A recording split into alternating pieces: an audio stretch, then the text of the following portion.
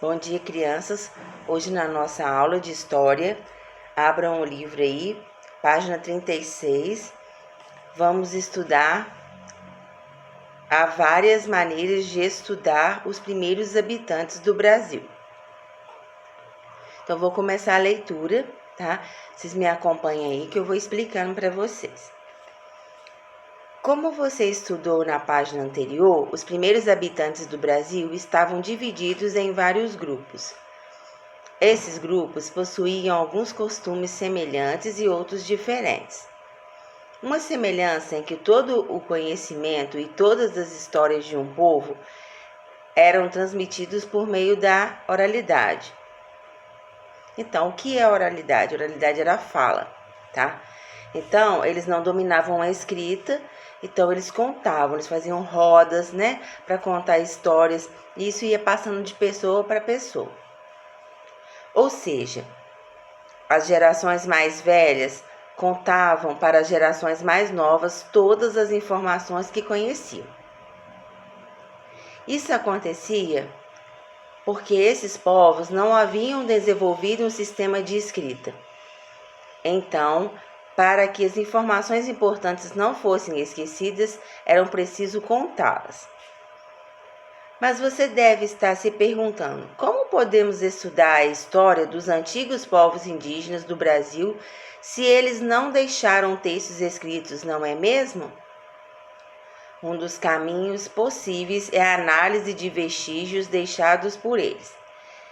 E são os arqueólogos que fazem esse trabalho. Esses vestígios são pedaços de armas ou de utensílios que eram usados para armazenar alimentos ou transportar objetos, resquícios de habitações e túmulos, ossos humanos, etc. Vocês já devem ter visto, né, alguma informação sobre arqueólogos pesquisando, né, fósseis, ossos, né, isso tudo na história serve como análise, né, para descobrir como era antigamente, né? Então, tudo isso é estudado. Também podemos entender um pouco mais sobre os povos que habitavam o Brasil no passado, ouvindo as histórias preservadas por seus descendentes. Muitos costumes e modos de viver dos grupos que habitavam o território brasileiro há muito tempo ainda são conservados por seus descendentes, os indígenas brasileiros de hoje. Esses costumes foram passados de geração em geração há muitos séculos. Observe as imagens. Então, vamos lá. Aqui embaixo no nosso livro, né, nós temos uma índia aqui. O que ela está fazendo? Menina da etnia Calapalô, da aldeia Aiá, lavando mandioca brava ralada. Então, olha só, desde pequeno, ó, já trabalhavam já, né, para poder na preparação dos alimentos. E aqui do ladinho nós temos uns índios, né? Eles estão em círculo, meninos chavantes entre 7 e 10 anos sendo preparados para o ritual. Cerimônia publicada para o processo de iniciação. Então, ó, já começava a tradição, né, dos índios, já desde pequeno as crianças aprendiam. Aí embaixo, né, no cachorrinho, ainda hoje, muitos grupos indígenas do Brasil utilizavam a oralidade para transmitir informações importantes. Então, agora na outra página, 37. Os indígenas que os portugueses encontraram.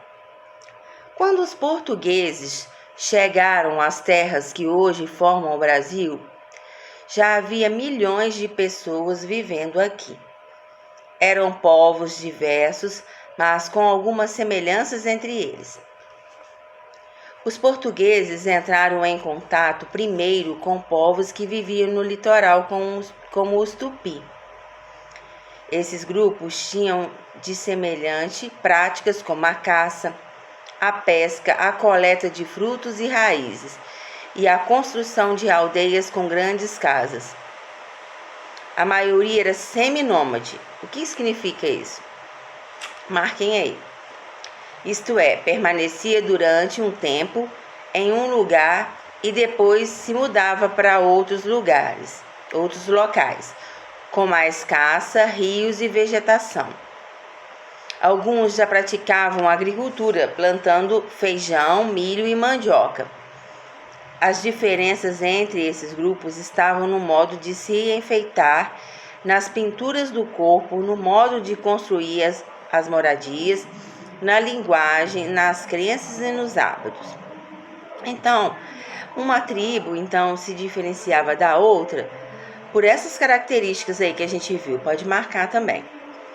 O modo em que eles se enfeitavam, né? Colocavam aqueles cocar, né? Cordões, pintura no rosto, no corpo. O modo de construir as moradias, a casa deles era diferente de uma para outra, oca, né? Na sua linguagem, a sua fala também tinha diferença, né? Nas crenças, o que eles acreditavam, né? Nos hábitos. Veja no mapa a localização de diversos povos indígenas naquela época.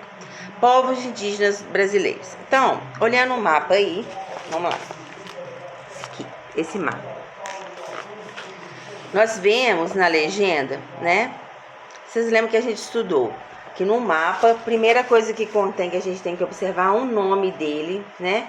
A legenda, que nesse lado a gente tem a Rosa dos Ventos, temos a escala, né? Então, nessa legenda, a gente vê em destaque os povos indígenas brasileiros. Com maior intensidade aí, a gente vê esse laranja, né, que é o Tupi-Guarani. Esse outro amarelinho, claro, o G, né? Depois temos também Aruaque, verde clarinho, Cariba, roxo, Cariri, cinza, Pano. Esse outro tom aí, Tucano, não sei que cor é essa, assim, fala caque, uma cor caque, assim, meio bege, né? Depois um outro tom de verde, Charrua, e meio rosado embaixo outros grupos, que não foram identificados aqui. Então, na nossa região aqui, de Minas Gerais, localiza em Minas Gerais aí, ó. Aqui assim, mais ou menos, né? Meu mapa tá virado, né?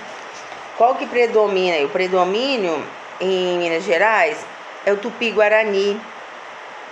Nós temos também um pouco desse G aí. Temos também em Minas Gerais Aruaque, mas o que tem mais em Minas Gerais é o Tupi-Guarani. Virem a folha. Aí vocês vão fazer as atividades da página 38 e 39, com base na leitura desse texto aqui que nós fizemos, tá? Então, se for preciso, vocês podem voltar um pouco para trás a leitura, iniciar aqui, porque essas atividades são relacionadas a todo esse capítulo aqui, tá bom? Qualquer dúvida, manda uma perguntinha para a tia lá no bate-papo que a tia responde, tá? E eu gostaria também de saber de vocês, eu gostaria de um retorno. Se vocês preferem a aula assim, com a tia lendo para vocês, ou se vocês preferem do jeito que eu estava fazendo, digitado e explicando em slides, tá? Me retornam aí para ver o que fica melhor, tá? Um beijo. Fiquem com Deus, tá? Até a próxima aula.